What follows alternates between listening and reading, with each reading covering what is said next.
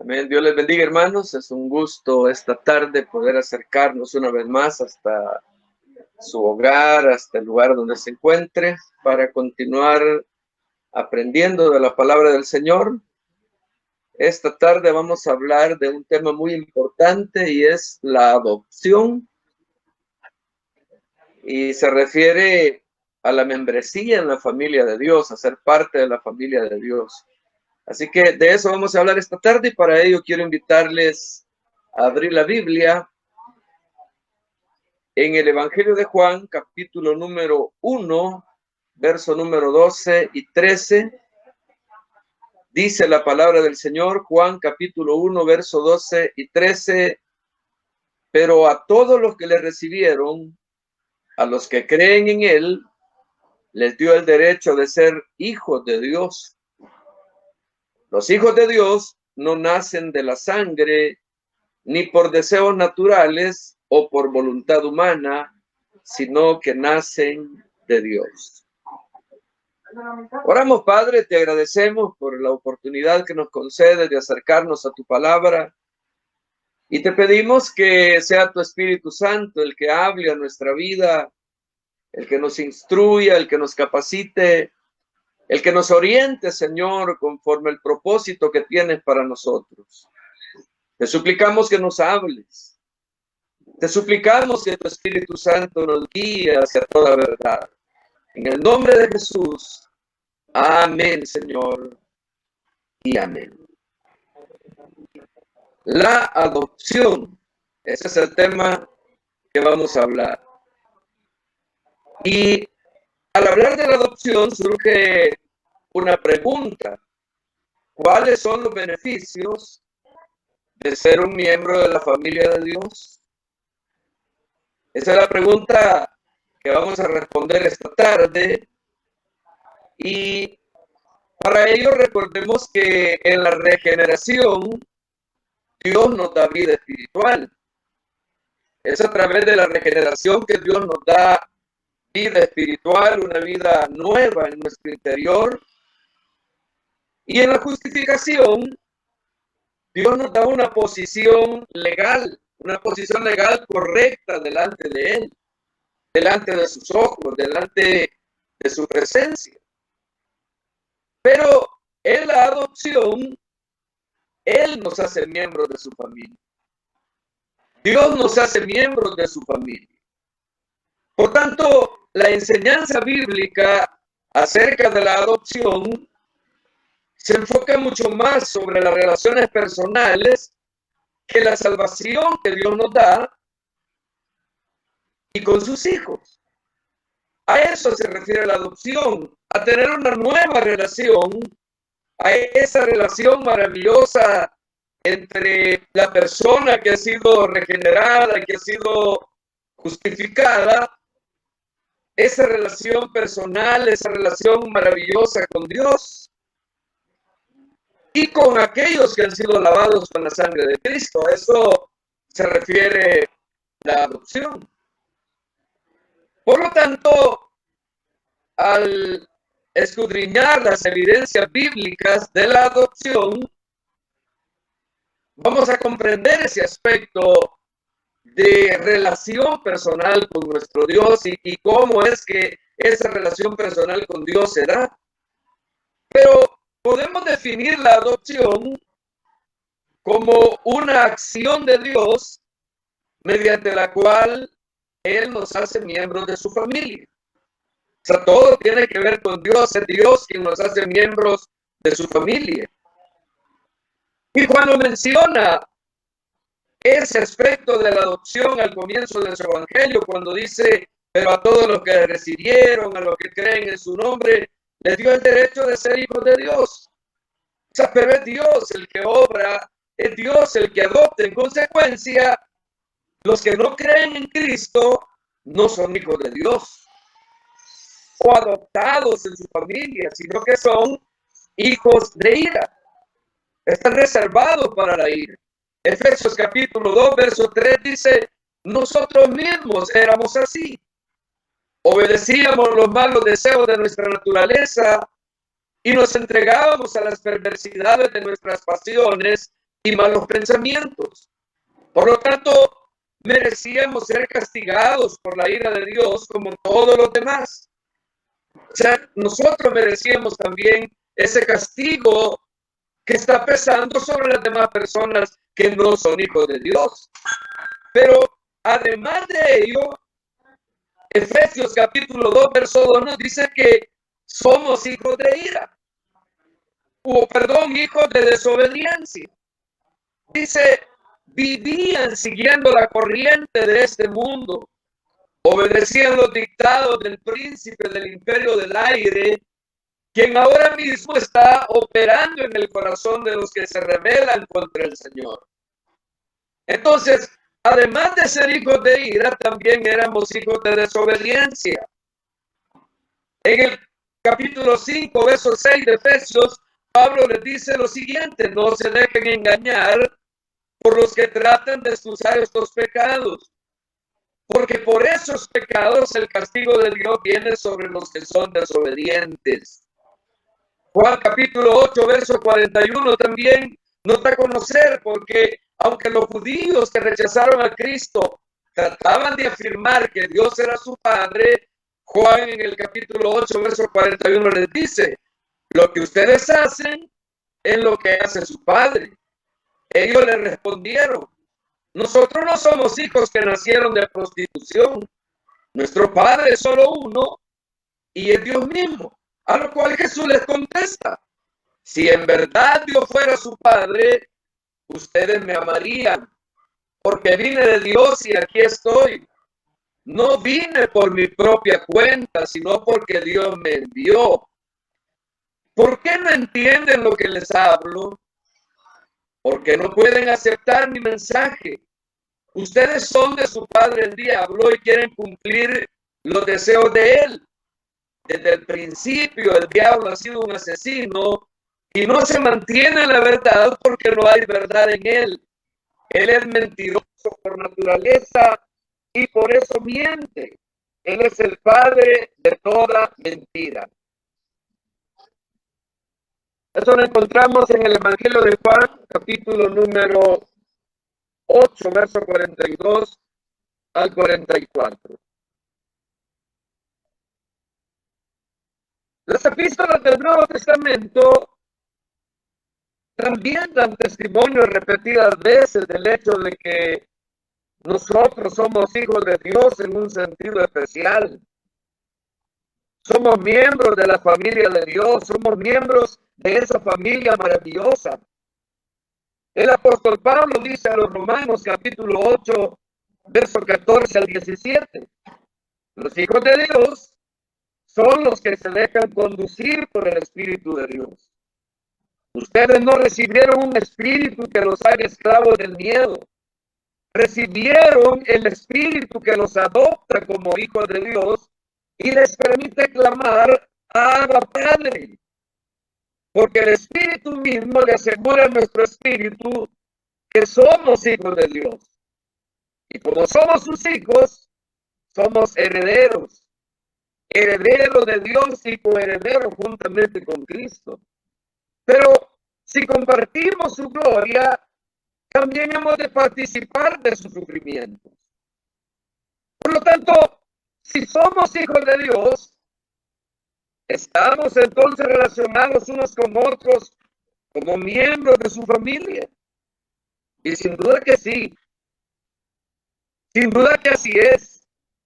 Y de hecho, esta adopción en el seno de la familia de Dios nos hace a todos participantes de una familia, incluso con los judíos creyentes, con esos judíos creyentes del Antiguo Testamento, porque el apóstol Pablo dice que nosotros también somos hijos de Abraham. Claro, tampoco por ser descendientes de Abraham somos todos hijos suyos, al contrario, tu descendencia se establecerá por medio de Isaac, le dice el Señor. En otras palabras, los hijos de Dios no son los descendientes naturales. Más bien se considera descendencia de Abraham a los hijos de la promesa. Romanos capítulo 9, versos 7 y 8 dice: el simple hecho de descender de Abraham no los hace verdaderos hijos de Abraham.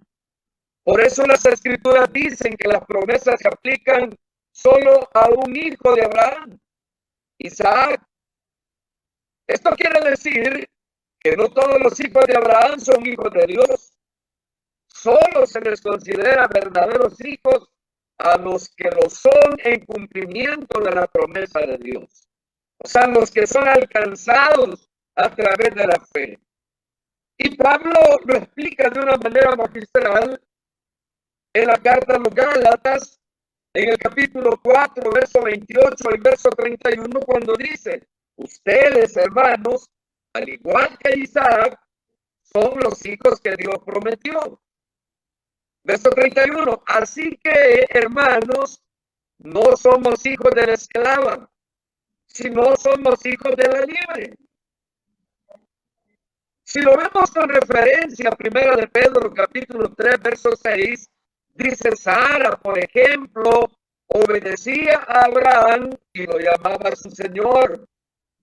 Si ustedes hacen el bien y no tienen miedo de nada, es que son hijos de ella, o sea, hijos de la promesa, hijos de Sara. Pablo explica que esta situación de adopción como hijos de Dios no fue realizada por completo en el antiguo pacto. Pablo dice que cuando escribe a los Gálatas capítulo 3, verso 23 al 26, él dice: antes de la venida de esta fe, o sea, la fe que estamos viviendo, estábamos resguardados por la ley, mantenidos en custodia hasta que la fe se diera a conocer. Así que la ley fue nuestra maestra, la cual nos condujo a Cristo para que fuésemos justificados por medio de la fe. Pero ya que ha llegado la fe, ya no necesitamos que la ley nos guíe. Ahora todos ustedes son hijos de Dios por medio de la fe en Cristo Jesús. Esto no quiere decir que el Antiguo Testamento omitiera por completo el hablar de Dios como nuestro Padre, porque Dios se llamó a sí mismo el Padre de los hijos de Israel y los llamó a ellos hijos en varias ocasiones. Ejemplo de ellos el Salmo 103, verso 13, cuando dice: el Señor es para nosotros como un Padre compasivo para los que le temen. El profeta Isaías en el capítulo 43, versos 6 al 7 dice: del norte y del sur, yo traeré a mis hijos e hijas de regreso a Israel desde los más apartados rincones de la tierra. Vendrán todos los que me invocan como su Dios, pues para gloria mía los hice y los creé. Incluso el profeta Malaquías en el capítulo 1, verso 6 nos dice que el hijo respeta a su padre y el esclavo a su amo. Yo, el Señor Todopoderoso, sin embargo, les pregunto a ustedes, sacerdotes, que no le dan ninguna importancia a mi gran fama. Si soy su padre, ¿por qué no me respetan? Si soy su amo, ¿por qué no me tienen temor? Pero ustedes aún se atreven a preguntar: ¿cuándo hemos tenido en nada tu gran fama? Y más adelante en el capítulo 2, verso 10 les dice: ¿acaso no tenemos todos un mismo Padre? ¿No fuimos todos creados por el mismo Dios? Sin embargo, hemos actuado deslealmente unos con otros, pues no le damos la mínima atención al convenio que hicieron nuestros antepasados con el Señor. Pero aunque había una conciencia de Dios como Padre del pueblo de Israel, los beneficios y privilegios plenos de la membresía de la familia de Dios y la completa realización de esta membresía no tuvo lugar hasta que Cristo derramó su sangre, hasta que el Espíritu de Dios, hasta que Cristo vino y el Espíritu Santo de Dios derramó en nuestros corazones y dio testimonio a nuestro espíritu de que somos hijos de Dios. de que hemos sido lavados con su sangre. Es hasta este tiempo cuando el Espíritu obra a través del sacrificio de Cristo, a través de la gracia del Señor, que se nos manifiesta esta membresía tan gloriosa de ser parte o ser miembro de la familia de Dios. Pero ahí viene otra interrogante y es, ¿qué evidencia vemos en nuestra vida, en nuestro ser, de que somos hijos de Dios? O sea, ¿qué evidencia vemos? O sea, ¿por qué tenemos que estar seguros? ¿Qué es lo que nos refleja o lo que nos muestra que somos hijos de Dios? Y el apóstol Pablo ve una clara evidencia de ello en el hecho de que el Espíritu Santo da testimonio a nuestros corazones de que somos hijos de Dios. Gálatas capítulo 4, verso 4 al 7 dice, pero cuando se cumplió el plazo, Dios envió a su Hijo, nacido de mujer y nacido bajo la ley, a fin de comprar nuestra libertad, ya que éramos esclavos de la ley, y así adoptarnos como hijos suyos. Y como ustedes son sus hijos, Dios nos envió el Espíritu de su Hijo a nuestros corazones. Y por eso es que le podemos llamar papá, papá. Así que ya no eres esclavo, sino hijo de Dios. Y como eres su hijo, Dios te ha hecho su heredero. La primera epístola de Juan también hace mucho hincapié en nuestra adopción de ser hijos de Dios, en la adopción que Dios hizo en nuestra vida de ser hijos de Dios. En el capítulo número 3, verso 1 y 2, Juan dice, miren cuánto nos ama el Padre, que somos llamados hijos de Dios. Y de veras lo somos. Como la mayoría de la gente no conoce a Dios, tampoco reconocen lo que somos. Sí, amados míos, ahora somos hijos de Dios y no podemos ni siquiera imaginarnos lo que vamos a hacer después. Pero de algo estamos ciertos, y eso es que cuando Él venga, seremos semejantes a Él, porque le veremos tal como Él es. El apóstol Juan llama con frecuencia a sus lectores hijos o hijitos. Aunque Jesús habla de nosotros como mis hermanos, cuando dice, hablaré de ti a mis hermanos y juntos te cantaremos alabanzas. Hebreos capítulo 2, verso 12. Y Él es, claro, por tanto, en un sentido, nuestro hermano mayor en la familia de Dios. Si vemos la referencia que hace acerca de esto en Hebreos capítulo 2, verso 11, nos damos cuenta que tanto Jesús, que nos santifica, como nosotros, que somos los santificados, tenemos un mismo origen. Y por ello Jesús no se avergüenza de llamarnos hermanos. Y se puede ser reconocido como el primogénito entre muchos hermanos. Él es, no obstante, muy cuidadoso en hacer una distinción clara entre la manera en la que Dios nuestro Padre Celestial y la manera en que Él se relaciona con su Padre. Lo hace de una manera clara y detallada. Por esa razón es que cuando Él resucita y María Magdalena se le aparece en la resurrección y quiere abrazarlo, Jesús le dice, vuelvo a mi Padre, que es Padre de ustedes, a mi Dios, que es Dios de ustedes. Entonces, por eso le dice, suéltame, porque todavía no he ido a reunirme con mi Padre, pero ve y dile a mis hermanos que voy a reunirme con mi Padre, que es vuestro Padre. Es el Padre de ustedes. Voy a reunirme con mi Dios, que es el Dios de ustedes. Haciendo de ese modo una distinción clara entre el sentido mucho mayor y eterno en el que Dios es su Padre y en el sentido en que Dios es nuestro Padre. Aunque el Nuevo Testamento dice que nosotros somos ahora hijos de Dios, Sí, dice la palabra de Dios, sí, amados míos, ahora somos hijos de Dios. Primera de Juan, capítulo 3, verso 2, y no podemos ni siquiera imaginarnos lo que vamos a hacer después. Pero de algo estamos ciertos, que cuando Él venga, cuando Jesús venga, seremos semejantes a Él, porque lo veremos tal como Él es. Debiéramos también notar que hay otro sentido en el cual nuestra adopción es todavía futura, porque no vamos a recibir todos los beneficios y privilegios de la adopción hasta que Cristo regrese y hasta que tengamos cuerpos glorificados, cuerpos resucitados.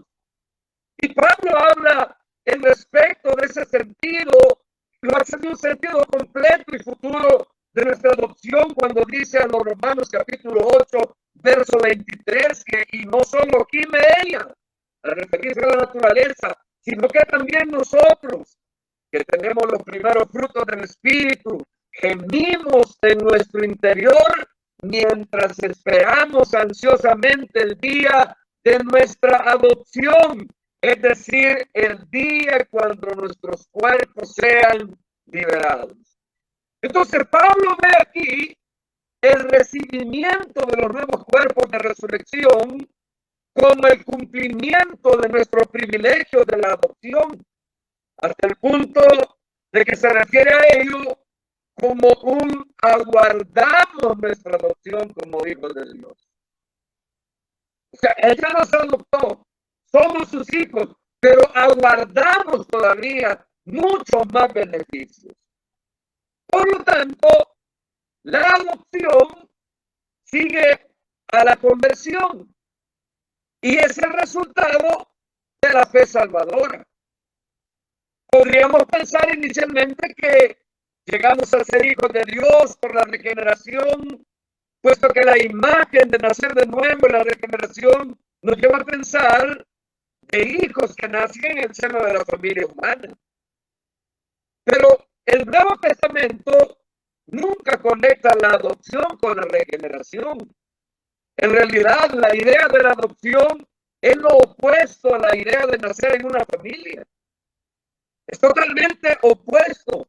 Más bien, el Nuevo Testamento relaciona la adopción con la fe salvadora y dice que en respuesta, oiga bien, en respuesta a poner nuestra confianza en Cristo, o sea, por confiar en Cristo, por creer en Cristo, por recibir a Cristo, por recibir su sacrificio, en respuesta a creer en Cristo, Dios nos adopta en su familia.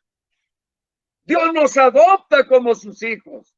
Gálatas capítulo 3, verso 23 al 26 dice, antes de la venida de esta fe, estábamos resguardados por la ley, mantenidos en custodia hasta que la fe se diera a conocer. Así que la ley fue nuestra maestra, la cual nos condujo a Cristo para que fuésemos justificados por medio de la fe. Pero cuando llega la fe, ya no necesitamos que la ley nos guíe. Ahora todos ustedes, dice la palabra de Dios, son hijos de Dios por medio de la fe en Cristo Jesús. Y Juan escribe en el capítulo 1, verso 12, pero a todos los que le recibieron, a los que creen en él, les dio el derecho de ser hijos de Dios. Estos dos versículos dejan bien en claro que la adopción sigue a la conversión y que es la respuesta de Dios a nuestra fe. Se puede presentar una objeción que surge con la declaración de Pablo en Gálatas capítulo 4, verso 6, cuando dice, y como ustedes son hijos, Dios envió el espíritu de su hijo a nuestros corazones y por eso le pueden llamar papá, papá.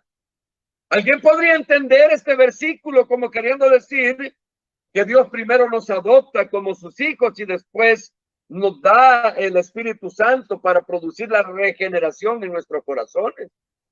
Pero unos pocos versículos antes, Pablo había dicho que llegamos a ser hijos de Dios mediante la fe en Cristo Jesús, en el capítulo 3, verso 26.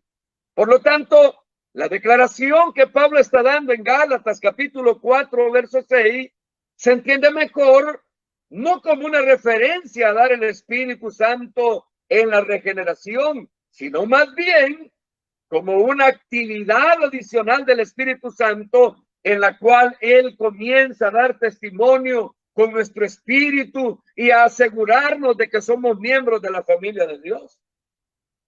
Esta obra del Espíritu nos da seguridad de nuestra adopción. Y es en ese sentido que Pablo dice que después de ser nosotros hijos, Dios hace que el Espíritu Santo dentro de nosotros nos lleve a exclamar, Abba, Padre, o papá, papá. Romanos capítulo 8, verso 15 y 16. Dice, ustedes no recibieron un espíritu que los haga esclavos del miedo, recibieron el espíritu que los adopta como hijos de Dios y les permite clamar, Padre, Padre. Porque el espíritu mismo les asegura a nuestro espíritu que somos hijos de Dios. Eso nos lleva a un tercer aspecto, y es que la adopción y la justificación son dos cosas totalmente distintas. No son lo mismo. Aunque la adopción es un privilegio que nos viene en el momento en que nos hicimos cristianos, como dice Juan capítulo 1, verso 12, pero a todos los que le recibieron, a los que creen en Él, les dio el derecho de ser hijos de Dios, aunque eso viene como un privilegio en el momento que nos hicimos cristianos. Dice Pablo a los Gálatas en el capítulo 3, verso 26, ahora todos ustedes son hijos de Dios por medio de la fe en Cristo Jesús. Por eso Juan en la primera carta en el capítulo 3, verso 1 y 2 dicen, miren cuánto nos ama el Padre que somos llamados hijos de Dios. Y de veras lo somos. Como la mayoría de la gente no conoce a Dios, tampoco reconoce lo que somos. O sea, por eso es que ellos no reconocen que somos hijos de Dios. Sí, amados míos, dice, ahora somos hijos de Dios y no podemos ni siquiera imaginarnos lo que vamos a hacer después. Pero de algo estamos ciertos, que cuando Jesús venga seremos semejantes a Él, porque le veremos tal como es. No obstante, es un privilegio que es distinto de la justificación y distinto de la regeneración, porque en la regeneración somos vivificados espiritualmente, capaces de relacionarnos con Dios mediante la oración y la adoración y capaces de oír su palabra con corazones receptivos. Pero es posible que Dios pudiera tener criaturas que están vivas y no obstante no ser miembros de la familia y que no participan en los privilegios especiales de ser miembros de la familia de Dios. Por ejemplo, los ángeles al parecer caen dentro de esa categoría. Por tanto, habría sido posible para Dios decidir darnos la regeneración sin los grandes privilegios de la adopción de su familia. Y creo que ese es un aspecto por lo cual llama la atención de los ángeles. Por eso es que los ángeles se sorprenden. Por eso es que ángeles visitan los hogares, las reuniones cristianas, donde hay momentos para adorar a Dios y los ángeles en su curiosidad quieren ver qué es aquello por lo cual su Dios estuvo dispuesto a morir, a ofrecer su sacrificio, a adoptarlo como su familia. Además, Dios podía habernos dado la justificación sin los privilegios de la adopción en su familia, porque Él podía haber perdonado nuestros pecados y darnos una posición legal correcta delante de Él, sin habernos hecho sus hijos. Por lo tanto, es importante que nos demos cuenta de este aspecto, porque nos va a ayudar a reconocer cuán grandes son nuestros privilegios, cuán especiales son nuestros privilegios en la adopción de parte de Dios en su familia. La regeneración tiene que ver con nuestra vida espiritual interior. La justificación tiene que ver con nuestra posición delante de la ley de Dios. Pero la adopción tiene que ver con nuestra relación con Dios como nuestro Padre. Y en la adopción recibimos muchas de las grandes bendiciones que conoceremos por toda la eternidad. O sea, es por la adopción que nosotros podemos levantar las manos y decirle, Padre nuestro que estás en los cielos. Es por la adopción que nosotros podemos decirle, papá o papito, como lo hace un hijo con usted que es padre o con usted que es madre. Por lo tanto, cuando empezamos a darnos cuenta de la excelencia de estas bendiciones y cuando apreciamos que Dios no tiene ninguna obligación de dárnoslas, entonces seremos capaces de exclamar como el apóstol Juan, miren cuánto nos ama el Padre, que somos llamados hijos de Dios. Y de verdad somos hijos de Dios, dice el apóstol. En 1 de Juan, capítulo 3, verso 1, de verdad somos hijos de Dios. Y como la mayoría de gente no conoce a Dios, tampoco reconoce que somos hijos de Dios. Y por eso es que no les caemos bien. Porque Dios dice, ¿cómo es que estos van a ser hijos de Dios? Solo van a levantar la mano y ya son hijos de Dios y ya se creen la gran cosa. No creemos la gran cosa, sino que creemos lo que Dios dice en su palabra. Creemos que Dios nos ha adoptado como sus hijos. No teníamos ningún tipo de relación con Él, pero a Él le plació adoptarnos y lo hizo porque creímos en su Hijo Jesucristo, porque creímos en sus promesas dadas a través de Jesucristo, de ese Dios todopoderoso. El cuarto aspecto nos habla acerca de los privilegios de la adopción, que ya dijimos son muchos, porque los beneficios o privilegios que acompañan a la adopción los podemos ver en primer lugar en la manera en que Dios se relaciona con nosotros y entonces también en la forma en que nosotros nos relacionamos unos con otros como hermanos en la familia de Dios. Y uno de los más grandes privilegios de nuestra adopción es ser capaces de hablar con nuestro Dios a través de la oración, de platicar con Él, de acercarnos confiadamente y hablar con Él y relacionarnos con Él como un Padre bueno, como un Padre amoroso, como un Padre que nunca nos va a desechar, como un Padre que siempre nos va a recibir, siempre escuchará nuestra oración. Es más, el mismo Dios nos invita a orar diciendo, en Mateo capítulo 6, verso 9, nos invita a orar diciendo, Padre nuestro que estás en los cielos, santificado sea tu nombre. Es Dios el que nos invita a llamarlo Padre. Es Dios el que nos invita a que lo reconozcamos como Padre porque nos adoptó. Y tenemos que darnos cuenta que así ya no somos esclavos. Ya no somos hijos de ira, ya no somos hijos de desobediencia. Pablo se lo dice a los Gálatas, capítulo 4, verso 7, le dice, ya no eres un esclavo. Ya no eres esclavo, sino que eres hijo de Dios. Y como eres hijo de Dios, te ha hecho su heredero. Eres heredero de Dios porque Él te ha hecho su heredero. Él te ha hecho su hijo. Por lo tanto, no tenemos ahora que relacionarnos con Dios como un esclavo se relaciona con su amo, sino como un hijo se relaciona con su padre. En realidad, Dios nos da un testimonio interno del Espíritu Santo que nos lleva instintivamente a llamarlo a Dios Padre.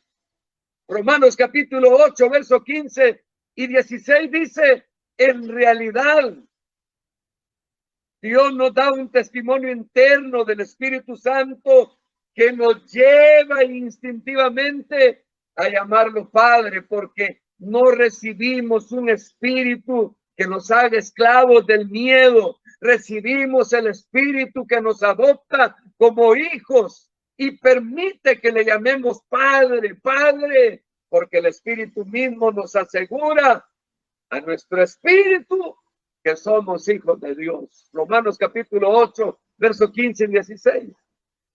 Entonces, esta relación con Dios como nuestro Padre es el fundamento de muchas otras relaciones y de muchas otras bendiciones de la vida cristiana. Y se convierte en la forma primaria en la que nos relacionamos con Dios. Es cierto que Dios es nuestro creador. Es cierto que Dios es nuestro juez. Es cierto que Dios es nuestro Señor. Es cierto que es nuestro maestro. Es cierto que es nuestro proveedor. Es cierto que es nuestro sustentador y protector y el que con su cuidado providencial sostiene nuestra existencia. Pero el papel más íntimo y que transmite los más altos privilegios del compañerismo con Dios por toda la eternidad es su papel como nuestro buen Padre Celestial. Por lo tanto, el hecho de que Dios se relaciona con nosotros como Padre nos demuestra claramente que Él nos ama. Que Él nos ama. Por eso Juan dice, miren cuánto nos ama el Padre. Somos llamados hijos de Dios. Y somos hijos de Dios.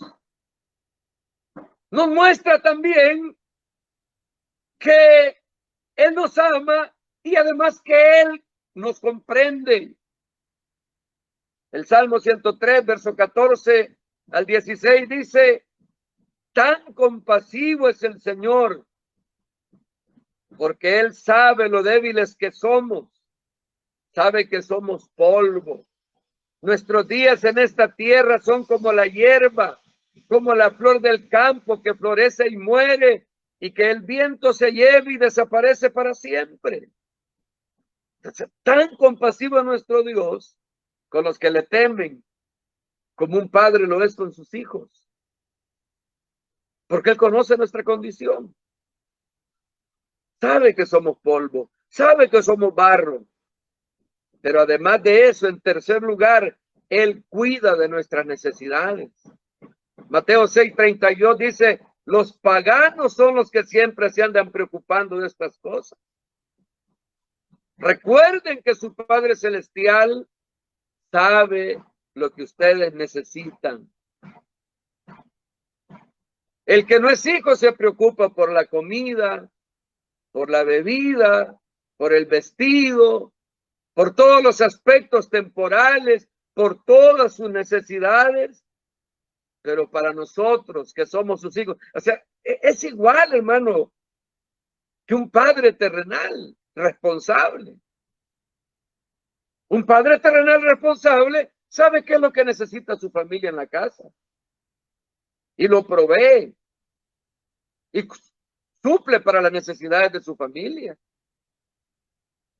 Y nuestro Padre Celestial sabe de qué cosas tenemos necesidad y Él suple las necesidades para su familia.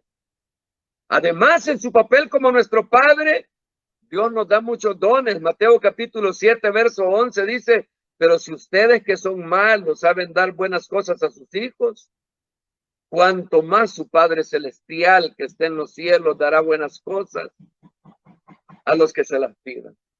Y nos da especialmente el don del Espíritu Santo para consolarnos y para capacitarnos para el ministerio y para vivir la vida cristiana, porque todo cristiano debe vivir también un ministerio cristiano en esta tierra. Por eso es que él dice, si ustedes que son malos, si ustedes que su naturaleza es mala, saben dar cosas buenas, ¿cuánto más su Padre Celestial no le dará el Espíritu Santo a quienes se lo pidan. Y de hecho, no son solo los dones que Dios nos da en esta vida, sino que también nos da una gran herencia en los cielos. La razón, porque nos hemos convertido en coherederos con Cristo. Gálatas capítulo 4, verso 7, Pablo dice, así que ya no eres esclavo, sino que eres hijo de Dios. Y como eres su hijo, Dios te ha hecho su heredero. Somos en realidad, dice Pablo a los Romanos capítulo 8, verso 17, sus hijos. Somos sus herederos, herederos de Dios, coherederos con Cristo. Pero si compartimos su gloria, también hemos de participar de sus sufrimientos. Entonces, como herederos tenemos el derecho a recibir una herencia que no se puede destruir, ni marchitar, ni manchar. Como Pedro lo dice en su primera carta, capítulo 1, verso 4. Esa es la herencia que está reservada en el cielo para ustedes que han creído en Jesucristo. Entonces, ¿por qué no estar triste? Ya no viva como esclavo, ya no viva esclavo del temor, de la angustia. Dios tiene cuidado de usted. La razón, usted es su hijo, usted es su hija. Todos los grandes privilegios y bendiciones del cielo están preparados para nosotros, puestos a nuestra disposición porque somos hijos del rey, miembros de la familia real, príncipes y princesas que reinarán con Cristo sobre nuevos cielos y sobre nueva tierra. Apocalipsis capítulo 2, verso 26 y 27 dice, al que salga vencedor y se mantenga hasta el final haciendo lo que me agrada, le daré autoridad sobre las naciones, de la misma manera que el Padre me la dio a mí, y la regirá con vara de hierro y las hará saltar en pedazos como vasos de barro. Al que salga vencedor, le daré el derecho de que se siente junto a mí en el trono. Capítulo 3, verso 21 de Apocalipsis. De la misma manera que al vencer yo, me senté con mi Padre en su trono.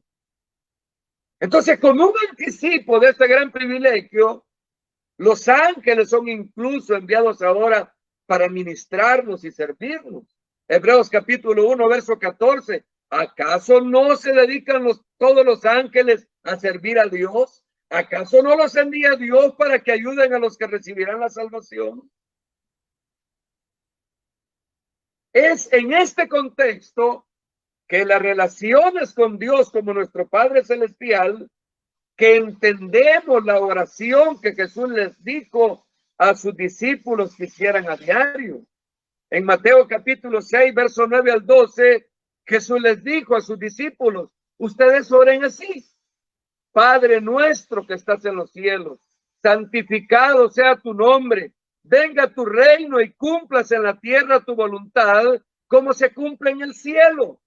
Danos hoy los alimentos que necesitamos y perdona nuestros pecados, así como nosotros perdonamos a los que nos han hecho mal. En esta oración diaria, pidiendo el perdón de nuestros pecados, no es una oración para que Dios nos dé la justificación una y otra vez a lo largo de nuestra vida, porque la justificación es un suceso que tiene lugar una sola vez en la vida del creyente, y esta ocurre inmediatamente después que nosotros hemos puesto nuestra confianza en Cristo con nuestra fe salvadora. Más bien, la oración diaria de perdón de pecados es una oración en que pedimos que las relaciones paternales de Dios con nosotros, que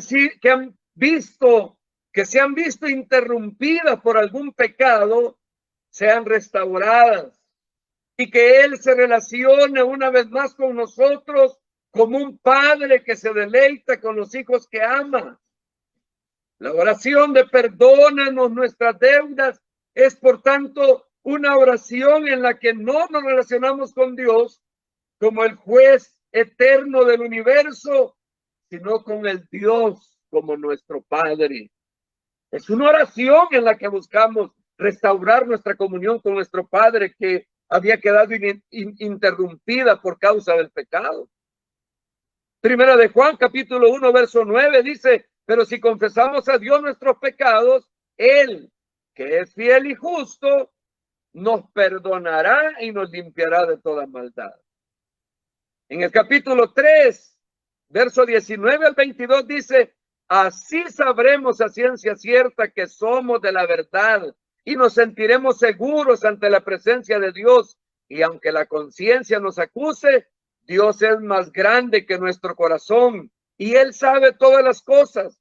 Pero amados míos, si nuestro corazón no nos acusa, podemos estar confiados ante Dios y cualquier cosa que le pidamos, la recibiremos porque obedecemos sus mandamientos y hacemos lo que a Él le agrada.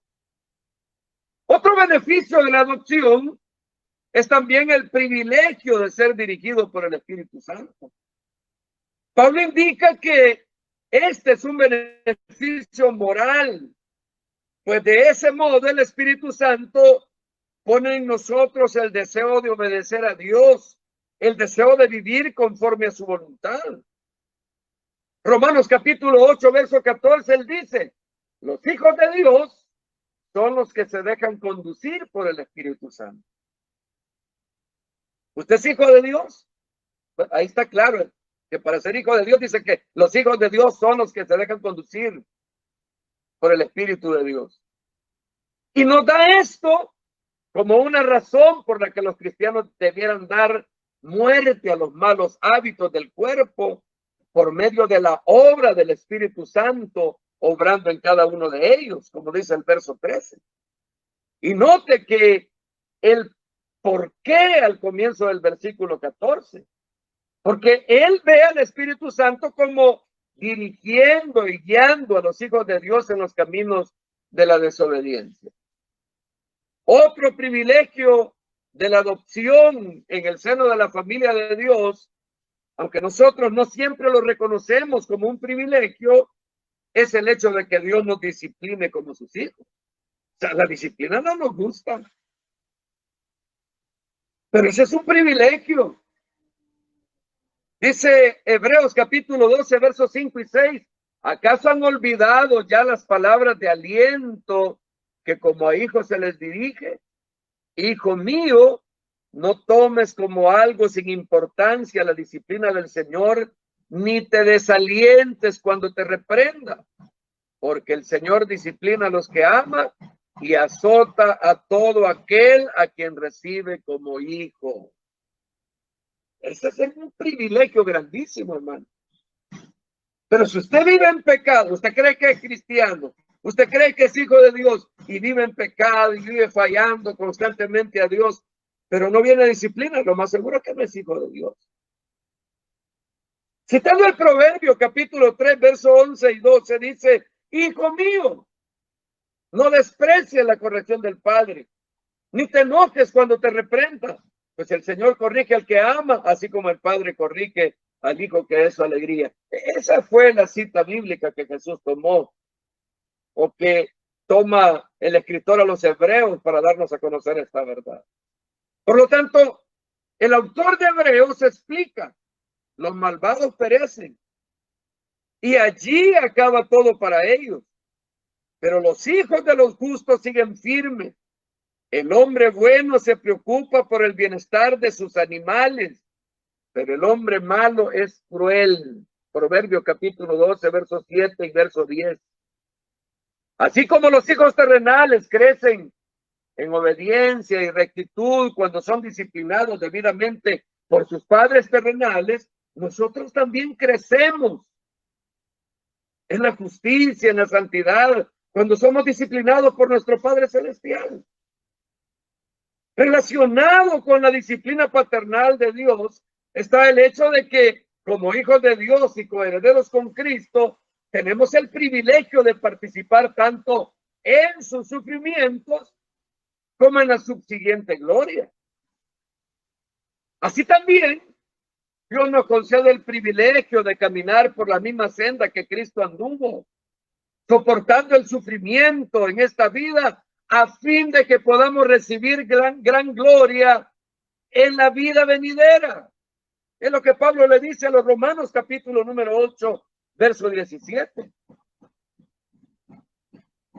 Además de esos grandes privilegios que tienen que ver con nuestra relación con Dios y nuestra comunión con Él, tenemos también el privilegio de adopción que afectan de manera en que nos relacionamos unos con otros y afectan nuestra propia conducta personal, porque somos hijos de Dios.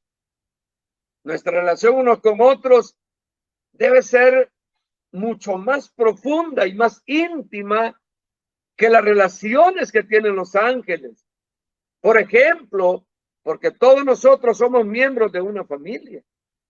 El Nuevo Testamento se refiere muchas veces a los cristianos como hermanos y hermanos en Cristo.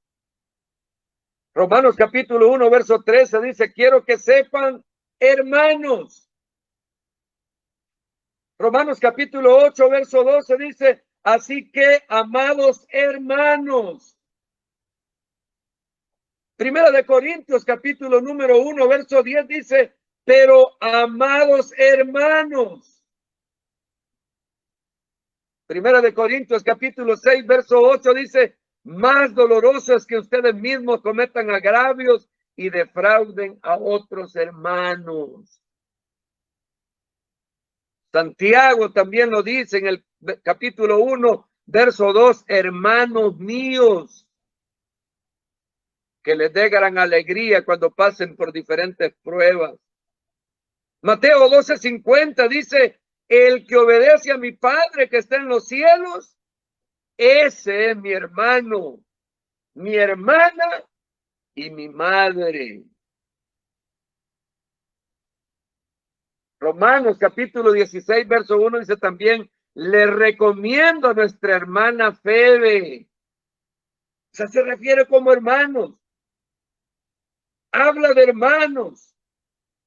Además de eso, en los muchos versículos en los que se habla de toda la iglesia como hermanos, no debería entenderse como refiriéndose solo a los hombres en la congregación, sino son referencias generales a toda la iglesia, excepto donde el contexto indica explícitamente otra cosa. Deberían tomarse como queriendo decir hermanos y hermanas en el Señor. A eso se refiere. Por lo tanto, la designación hermanos es tan común en las epístolas que es la forma predominante en la que los autores del Nuevo Testamento se refieren a los otros cristianos, a los que les están escribiendo. Y eso indica la fuerte conciencia que tenían de la naturaleza de la iglesia como la familia de Dios. Por eso es que nosotros nos llamamos hermanos. Usted cuando se encuentra, Dios le bendiga, hermano. Dios le bendiga, hermana. Porque somos una familia. De hecho, Pablo le dice a Timoteo que se relacione con la iglesia de Éfeso y que con los individuos dentro de la iglesia como si se relacionara con los miembros de una familia. Le dicen en 1 de Timoteo capítulo 5, verso 1 y 2, no reprendas al anciano con dureza, sino exhórtalo con respeto como a un padre. A los más jóvenes, trátalos como a hermanos, a las ancianas como a madres, a las jóvenes como a hermanas con absoluta pureza. O sea, una relación de familia. Este concepto de la iglesia como familia de Dios debiera darnos una nueva perspectiva sobre el trabajo de la iglesia. Y es que el trabajo de la iglesia es un trabajo de familia. Y los varios miembros de la familia nunca debieran competir unos con otros u obstaculizarse unos a otros en sus esfuerzos, sino que debieran alentarse unos a otros y estar agradecidos por cualquier bien o cualquier progreso que tenga cualquier miembro de la familia de Dios, porque todos contribuimos al bien de la familia y a la honra del Dios que es nuestro Padre. De hecho, así como los miembros de una familia terrenal tienen a menudo momentos de gozo, compañerismo cuando trabajan juntos en algún proyecto, del mismo modo nuestros momentos de trabajar juntos en la edificación de la iglesia debieran ser oportunidades de gran gozo y compañerismo unos con otros. Además, así como los miembros de una familia terrenal honran a sus padres, cumplen el propósito de la familia. Y sobre todo cuando dan la bienvenida a nuevos hermanos o hermanas recientemente adoptados en el seno de la familia de Dios o en el seno de su familia.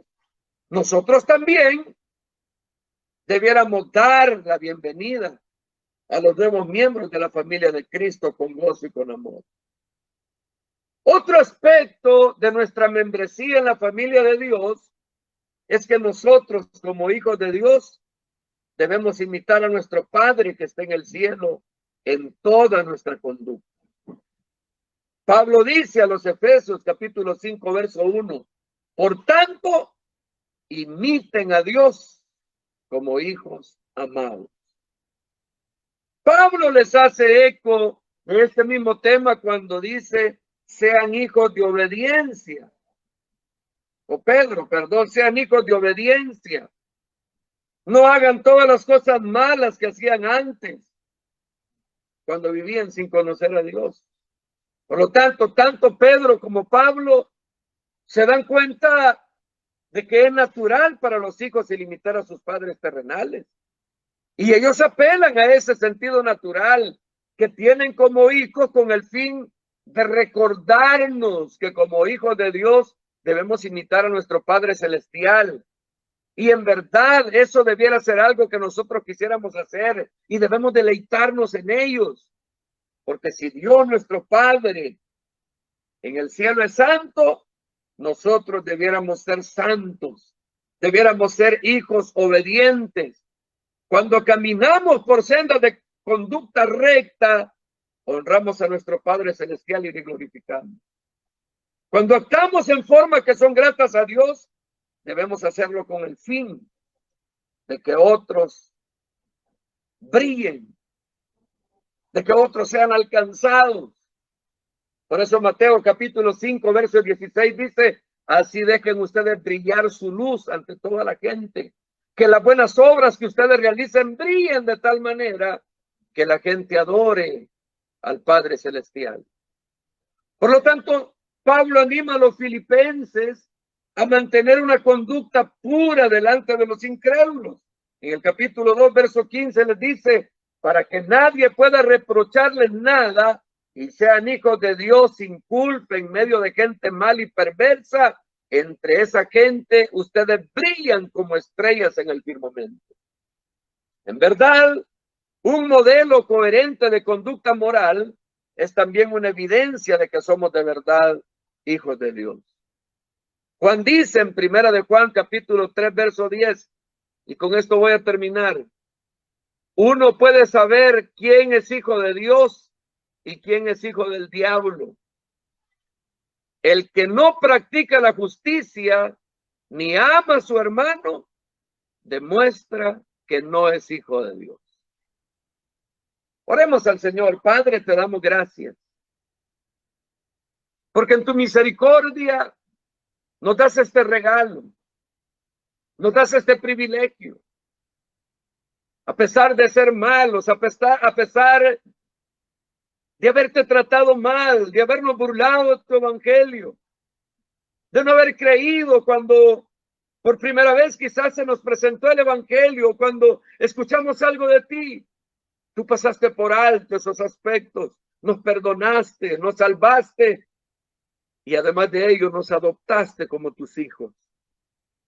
Por eso hoy tenemos la confianza de decirte, Padre.